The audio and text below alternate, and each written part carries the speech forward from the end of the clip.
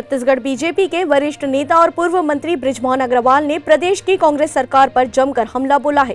पूर्व मंत्री ने कहा कि छत्तीसगढ़ में पहले माफिया राज नहीं होता था, परंतु भूपेश बघेल सरकार के आने के बाद माफिया राज हो गया है। सुने क्या कहा पूर्व मंत्री ने। ऐसा है, छत्तीसगढ़ राज्य को कलंकित कौन कर रहा है, ये तो पूरा देश और पूरी दुनिया जान रही है कि किस प्रकार से छत्तीसगढ़ में कभी माफिया राज नहीं होता था।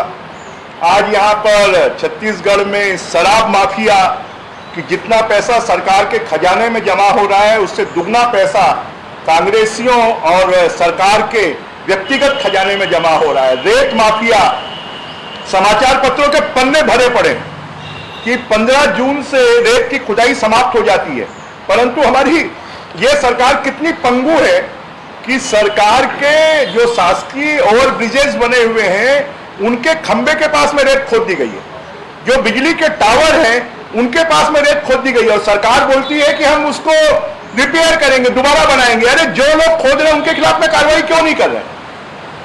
जो रेत की खुदाई कर रहे हैं उनके खिलाफ कार्रवाई क्यों नहीं हो रही है? कार्रवाई किसके खिलाफ होती है? ट्रांसपोर्टर के खिलाफ। जो नदियों को हमारी प्रदूषित कर रहे हैं, जल प्रवाह को रोक रहे हैं, उनके खिलाफ ये सरकार कार्रवाई क्यों नहीं कर रही है? सरकार में जंगल माफिया, 54 हाथियों की हत्या हो गई, अब तो तेंदुआ और लायन की भी हत्या हो रही है। हिरण और पोटरी ये तो अनगिनत हैं। जमीन माफिया कि लोगों की जमीनों पे किस प्रकार से कांग्रेस के लोग कब्जा कर रहे हैं, बंदरबाट चल रही है। अभी ये जो हमारे ये चिट फंड कंपनी वालों की जो संपत्ति जब्त की गई है उनको खरीदा किसने है, जरा उनके नाम उजागर करें।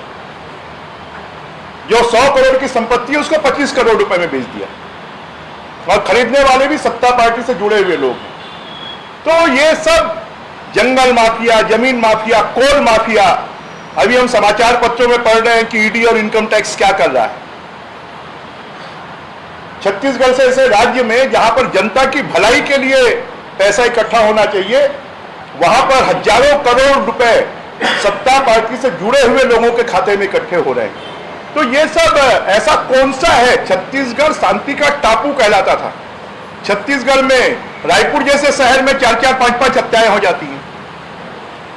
यहां पर भी उदयपुर की घटना को दोहराने की कोशिश होती है। तो छत्तीसगढ़ में शासन प्रशासन नाम की कोई चीज नहीं है।